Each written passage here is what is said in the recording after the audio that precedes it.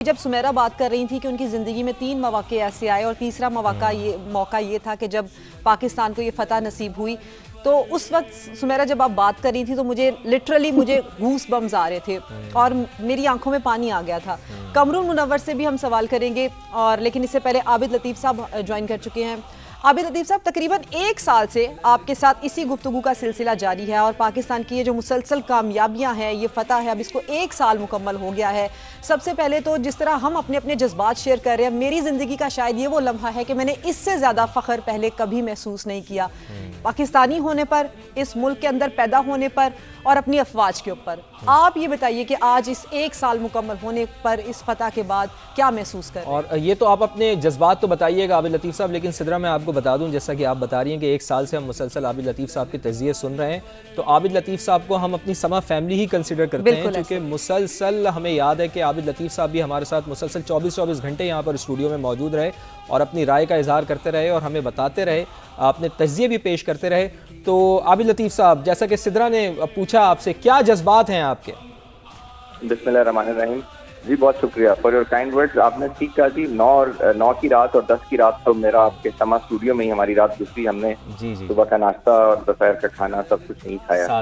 دیکھیے جی، بالکل یہ دیکھیں، یہ ایک اللہ تعالیٰ نے ہمیں بہت ہی بہترین سے نوازا ہے جی، اور یہ مارکہ حق تو ایک مینیفیسٹیشن تھا ہماری اس جرنی کی جو ہم 47 سے چلتے آ رہے ہیں۔ دیکھیں بہت سارے، میں خود آلموسٹ 27 ایئر جب فوج میں سرو کیا تو میں بہت سارے ہارڈ ایریاز میں رہا، آپریشن ایریاز میں رہا ہوں جی، جس طرح سارے فوجی رہتے ہیں، اور میں نے ہر جگہ پہ ہمارے ینگسٹرز کو، ہمارے جوانوں کو بالکل ایسے ہی دشمن کا مقابلہ کرتے دیکھا جیسا کہ مارکہ حق میں۔ تو یہ اسپرٹ اٹ ایکچولی لیوز آن، یہ ہمارے جینز کے اندر ہے، یہ ہماری قوم کے اندر ہے، اور یہ جو اسپرٹ ہے جی مقابلے کی، قربانی کی، اور یہ جو جذبہ ایمان ہے، آئی تھنک یہ ہماری بہت بڑی عطا ہے جو ہمیں اللہ تعالیٰ نے عطا کی ہوئی ہے، اور اس کی ڈیمانسٹریشن ظاہر ہے جی مارکہ حق بھی تھا، جس طریقے سے دشمن نے اگین مس کیلکولیشنس کی، اسٹریٹجک مس پرسیپشنس تھیں، اور اس کی ساری مس پرسیپشنس جو تھیں اس کا جواب اس کو مل گیا۔ تو آج جو ہم سیلیبریٹ کر رہے ہیں 1 سال کے بعد جی، یہ ایکچولی اس جرنی کو، اس اسپرٹ کو، اور وہ جو جذبہ ایمانی ہے، آئی تھنک اس کی تجدید عہد ہے، اور ہمارا ایکچولی ہر جو پاکستانی ہے وہ اسی جذبے سے سرشار ہے، کیونکہ ہماری قوم بڑی بہادر ہے۔ اگر فوج بہادر ہے تو اس کی وجہ یہ ہے کہ قوم بہادر ہے جی۔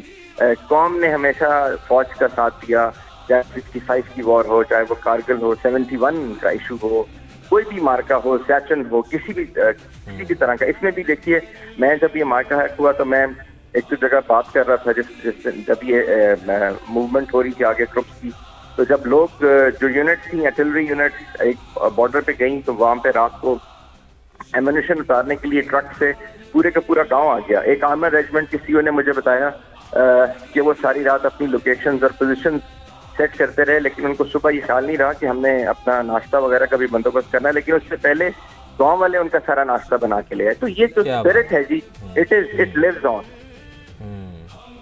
بالکل بات صحیح ہے کان صاحب، یہی تو وجہ ہے نا کہ دیکھیں جب بھی کوئی ایسا وقت آتا ہے تو ہم نے تو دیکھیں نا 1965 کے بارے میں صرف سنا ہے کہ جی لوگ بارڈر کی طرف بھاگتے تھے اور پھر ہماری افواج پاکستان ان کو کہتی تھی کہ جی آپ حوصلہ رکھیں، ہم یہاں پر کھڑے ہوئے ہیں، اور وہی جذبات آج ہم نے جو مئی کی جنگ ہے اس میں بھی وٹنس کیے ہیں۔ تو قمر المنور صاحب بھی ہمارے ساتھ موجود ہیں، سما کے سینئر رپورٹر ہیں۔ قمر صاحب، آپ کو بھی بہت بہت مبارک یہ مارکہ حق۔ بتائیے گا کہ آپ کے کیسے جذبات ہیں، اور کیا آپ کی نظر میں وہ حکمت عملی تھی، وہ جذبہ تھا جس نے پاکستان کو آج یہ عظیم فتح دلوائی ہے؟ قمر صاحب جی بالکل، جس طرح آپ کے جذبات ہیں بالکل ویسے ہی میرے جذبات، اور میں کیونکہ فیلڈ میں تھا اس وقت بھی جب یہ واقعہ ہوا، جب یہ واقعات ہو رہے تھے، تو میں مکمل طور پر اس وقت فیلڈ میں تھا۔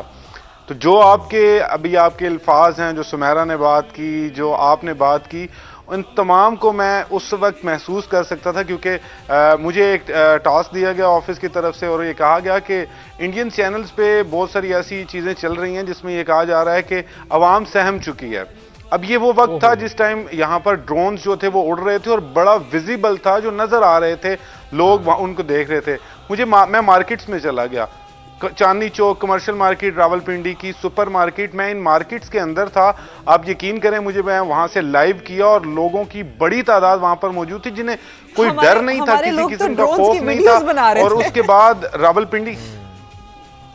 راولپنڈی کی بیس پر اطلاع آئی کہ وہاں پر کوئی میزائل آ کر گرا ہے. اب اس کے بعد میں وہاں موو ہوا، سمیرا میری کولیگ یہ بھی وہاں پر موو ہوئی. ہم وہاں پر پہنچے تو وہاں کی لائٹس وغیرہ بند کر دی گئی تھی اور تھوڑا ڈر کا ماحول تھا کہ وہاں پر movement we I P movement ہو رہی تھی. بہت سارے کوئی ایسی لائٹس نہیں جلانے دی جا رہی تھی، گاڑیوں کی لائٹس بھی بند تھی. لیکن اس کے بعد کچھ دیر بعد ایسا ہوا کہ ایک ریلی اس طرف آنا شروع ہوئی جس میں میں نے اس ٹائم جو کوٹ کیا تھا وہ 3 سے 4 ہزار لوگ من چلے نوجوان تھے جو اس بیس کی طرف آ رہے تھے اور پاکستان زندہ باد کے نعرے لگا رہے تھے، پاک فوج زندہ باد کے نعرے لگا رہے تھے. اور پھر انہوں نے اسی ریلی نے اس روڈ کے اوپر جو پرانا ایئرپورٹ والا روڈ ہے اور اس کے علاوہ ایکسپریس وے وہاں پر مارچ شروع کر دیا. اور وہ اتنے خوش تھے اور ان میں اتنا جوش تھا. آپ کو یاد ہے جب یہ فتح 1 میزائل چلا تھا تو وہ ویڈیوز بھی ہیں، لوگ کس طرح سے بیٹھ کر دیکھ رہے تھے کہ یہ میزائل چل رہا ہے. اور وہ تو یقین کریں ایسی پکچر ہے قمر صاحب کہ وہ تو اب ہماری نسلوں کے لیے ہے. یقین کریں کہ وہ پکچر دیکھ کر تو رونگٹے کھڑے ہو جاتے ہیں. اور یہی تو اصل پیغام ہے نا قمر صاحب. جیسے آپ نے بھی کتنی اچھی بات کی، آپ نے کہا کہ جی اوپر سے ڈرون گزر رہے ہیں لیکن مجھے اپنی جان کی پرواہ نہیں ہے، لوگوں کو اپنی جان کی پرواہ نہیں ہے. وہ ریلیوں کی صورت میں باہر نکل رہے ہیں، وہ تو اپنی افواج پاکستان کے ساتھ کھڑے ہونے کو اپنا شرف سمجھ رہے ہیں. تو تھوڑا سا قمر صاحب بس میں چونکہ مجھے بریک کی طرف بھی جانا ہے، مجھے ذرا اتنا بتائیے گا کہ آپ نے جب اپنے سر کے اوپر سے ڈرون جاتے ہوئے دیکھے یا عوام کے سر کے اوپر سے جب ڈرون گزر رہے تھے تو کیا ذرا سا بھی اس چیز کا شائبہ تھا کہ خدا نہ خواستہ یہ ڈرون ہمیں نقصان پہنچا سکتا ہے؟ جان سب کو پیاری ہوتی ہے قمر صاحب، جان کس کو پیاری نہیں ہوتی، لیکن وہ جذبہ ذرا مجھے بتائیں کہ کیا آپ کے دل میں ذرا سا بھی خوف پیدا ہوا کہ یہ خدا نہ خواستہ میری جان کو نقصان پہنچا سکتا ہے یا لوگوں کو نقصان پہنچا سکتا ہے؟ کیا یہ آپ کے دل میں بھی آیا؟ میں آپ کو سچ یہ بات بتاؤں کہ میں اور میرا کیمرہ مین علی رضا ہم اس وقت جب نکلے تو ہم ایک ڈرون کو فالو کر رہے تھے. اور آپ یقین کریں ہم اس کو فالو، وہ راولپنڈی کرکٹ سٹیڈیم جو ہے اس طرف جا رہا تھا تو ہم اس کو فالو کر رہے تھے کیونکہ ڈی ایس این جی کا پیک اپ ہو چکا تھا اور ہم موو کر رہے تھے دوسری لوکیشن کی طرف. کیونکہ پہلے میں اسلام آباد کے اندر میں نے لائیو ہٹ کی اور اس کے بعد میں نے راولپنڈی سے جا کے کرنی تھی. تو جس وقت ہم نے فیض آباد کراس کیا تو ہمیں ایک ڈرون جو ہے نظر، بلکہ 3 ڈرونز جو ہیں وہ ہمیں نظر آئے. تو جو ہمارا ڈرائیور ہے اس نے بھی یہ کہا کہ یہ لائٹ بھی جل رہی ہے، رات کا وقت ہے تو ڈرون ہے یہ. تو ہم اس کو فالو کر رہے تھے کہ کچھ ویژولز کیپچر کر لیے جائیں. لیکن جس وقت ہم وہاں پر پہنچے تو فوڈ سٹریٹ ہے.